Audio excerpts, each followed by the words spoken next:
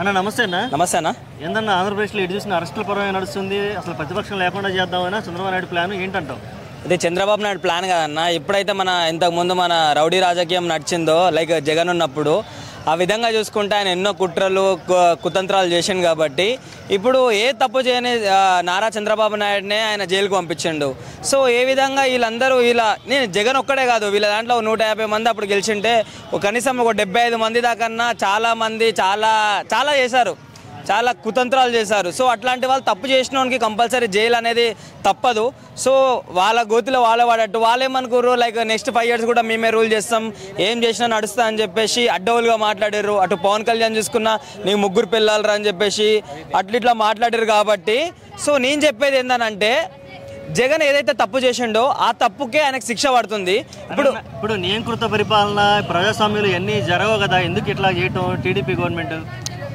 ఎవరు కావాలని చేయట్లేదు అన్న, నేను చెప్పేది అదే. ఇప్పుడు ఆయనను పంపించిందని చెప్పేసి నేను పంపించాలంటే సాక్ష్యాలు ఆధారాలు అయితే ఉండాలి కదన్నా. సో అవన్నీ లేకుండా నువ్వు జైలుకు పంపించినా సరే ఏ విధంగా అరెస్ట్ చేస్తారు అని చెప్పేసి ఇట్లా డౌట్ చేస్తారు, క్వశ్చన్ చేస్తారు. సో మీరు ఏ విధంగా చూసుకున్నా సరే ఆయన చేసిన తప్పులకి ఇప్పుడు ఆల్రెడీ వంశీ ఆయన జైలుకు పోయిండు. జైలుకు పోయినప్పుడు మరి ఏం మాట్లాడాలి? సరే మేము చేసిన తప్పులో ఒప్పులో క్షమించండి అన్నట్టు ఇట్లా మాట్లాడాలి. నువ్వు జైలుకే పోయి వంశీని అరెస్ట్ చేయడం కేవలం ఈగోకి పోయి లేదంటే కక్షపూరిత చర్యతోనే అంటే ఏమంటావు అన్న? ఈగోకి పోయి కక్షపూర్తిగా పోతే వాళ్ళ ఇంట్లో ఏమన్నా చుట్టాలన్న? ఒకటి చెప్పండి, ఏ తప్పు లేనిది సరే ఇప్పుడు వీళ్ళకంటే కోపం ఉండొచ్చు, మరి పోలీసు వాళ్ళు ఏ తప్పు లేనిది వాళ్ళు ఎట్లా అదుపులోకి తీసుకుంటారన్న? సో ఇలా చేసిన పాపాలే ఇప్పుడు వీళ్ళకి ముక్తమవుతున్నాయి. సో ఏ విధంగా చూసుకున్నా సరే వీళ్ళు చేసిన పాపానికి వీళ్ళు గుంతల పడుతున్నారు. ఎందుకనంటే రౌడీ రాజకీయం చాలా చేసిరన్న. ఇప్పుడు అదే కూటమి ప్రభుత్వం వచ్చినప్పుడు గత 1-2 నెలలనే చేసేయాలి. మరి అంత కోపం ఉంటే ఆయన ఇంకా జైలుకు పంపించాలంటే ఇంకేదో గట్టి సాక్ష్యాలు కావాలి, ఒక ఆధారాలు కావాలి. కాబట్టి లైక్ వెయిట్ చేస్తుంది దాని గురించి. అంతేగాని ఈ పవన్ కళ్యాణ్ ఈ చంద్రబాబు నాయుడు కావాలని చెప్పేసి టార్గెట్ చేస్తే ఆయన ఈ టీడీపీ వచ్చినప్పుడే 2 నెలల్లో వెళ్ళిపోవాలన్న. కూటమి ప్రభుత్వం వచ్చినప్పుడు అట్లా వెళ్ళిపోతలేరంటే చూడండి అన్న, ఏదన్నా ఒక సాక్ష్యం అధికారం ఉంటేనే ఆధారాలు ఉంటేనే ఎవరైనా జైలుకు పంపిస్తారు. సో ఎలా చూసుకున్నా సరే ఇప్పుడు మన జగన్ గారు రానున్న కొన్ని రోజులలో పోతాడు. సో అట్లాంటి జైలుకు పోయినప్పుడు కూడా నువ్వు మాట్లాడిన మాటలేంది? ప్రెస్ మీట్ పెట్టినప్పుడు బట్టలు కూడా తీసి కొడతా అధికారంలో ఉన్నప్పుడు అని ఎట్లా అంటే, మరి జగన్ అధికారంలో ఉన్నప్పుడు ఆయన బట్టలు కూడా తీసి కొట్టిరన్నా? సో ఇట్లాంటి ఏదైతే వ్యతిరేకంగా మాట్లాడారో దానికి మాట్లాడిండన్నా. ఇప్పుడు ఆల్రెడీ నువ్వు సరే అన్న అధికారంలో ఉండరు, అధికారంలో ఉన్నప్పుడు నువ్వు మాట్లాడినావు, మరి నీకు 3 పిల్లలు 4 పిల్లలు అని చెప్పేసి మాట్లాడినావు.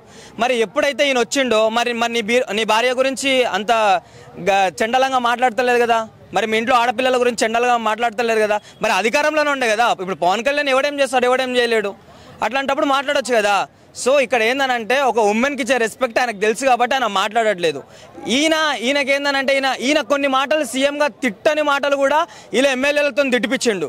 సో ఏ విధంగా చూసుకున్నా మనోడిది చాలా తప్పు ఉంది. సో నేను కూడా ఒకటే చెప్తాను, నేను జగన్కి అంత ఫ్యాన్ కాదు, పవన్ కళ్యాణ్కి అంత ఫ్యాన్ కాదు. ఒక కామన్గానే మాట్లాడాలంటే తప్పు చేసిన ప్రతి ఒక్కరికి జైలు అనేది ఒక దారి అన్న.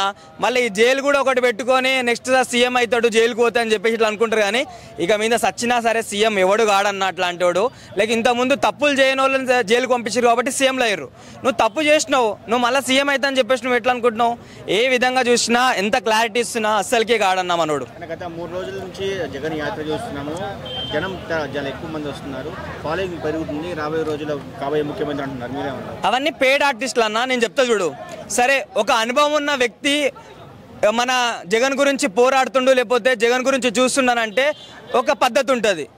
ఓ స్కూల్ చదువుకునే పిల్ల, ఆ పిల్లకి సినిమాల గురించి ఏందో తెలియదు, పొలిటికల్ గురించి ఏం తెలుసు అన్న? ఎప్పుడైనా ఆలోచించారా? అట్లాంటి పిల్ల జగన్ మామయ్య అనుకుంటే వెళ్తుంటే ఆయన ఇట్లా పట్టుకోవడం ముద్దియడం, ఇది మళ్ళీ ఇంకో డ్రామా.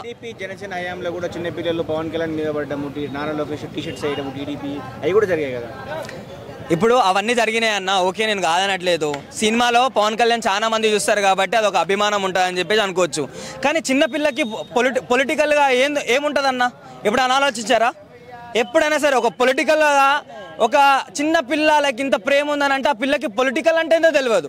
అట్లాంటి పిల్ల వచ్చి జగన్ మామయ్య అని ఇట్లానంటే అది ఎంతవరకు కరెక్ట్ కాదన్న. మొత్తం పెయిడ్ ఆర్టిస్టులు అయినా అంత చిన్నపిల్లని పట్టుకొని ఆడ ముద్దియడాలు ఈయన ముద్దియడాలు లైక్ ఏందన్నా ఇదంతా లైక్ ఏమైనా డ్రామా అని చెప్పేసి అనిపిస్తుంది. ఒక సినిమాలో ఒక సీన్ ఎట్లా ఎలివేషన్ చేసిరో అట్లా ఎలివేషన్ చేసి చూపిస్తారు. ఇది కూడా దేనికి లైక్ చిన్న పిల్లలు కూడా జగన్కి ఫ్యాన్స్ ఉన్నారు అని ఒక దారికి తీసుకెళ్ళడానికి చాలామంది ట్రై చేస్తున్నారు అంతే.